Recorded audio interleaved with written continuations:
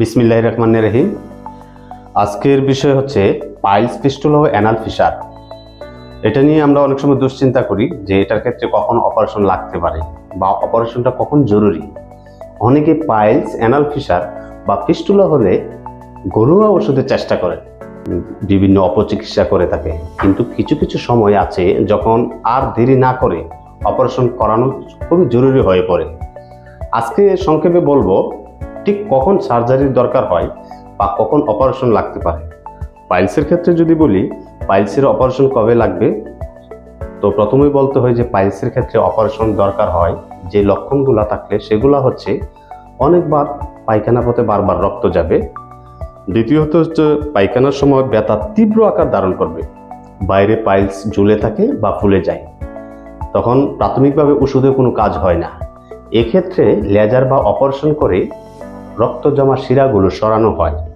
Number 2, anal Fischer কখন surgery করতে হয়। অ্যানাল ফিসার তখনই সার্জারি করতে হয় যখন 3 সপ্তাহের বেশি থাকে বা দিনে দিনে ব্যথা প্রতিদিনই বাড়তে থাকে, ওষুধে সারে না বা পুরাতন হয়ে যায়।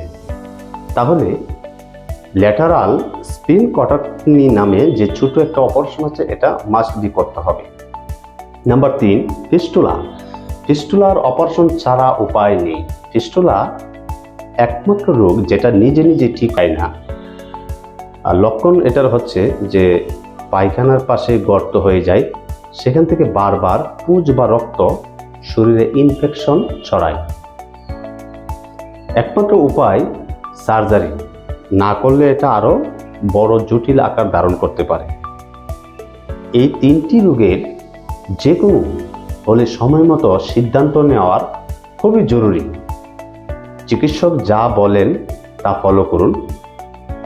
অপারেশন এখন ভয় নয়, উপশমের একমাত্র উপায়। ভিডিওটি শেয়ার করুন, কারণ সচেতনতাই জীবনের লক্ষ্য।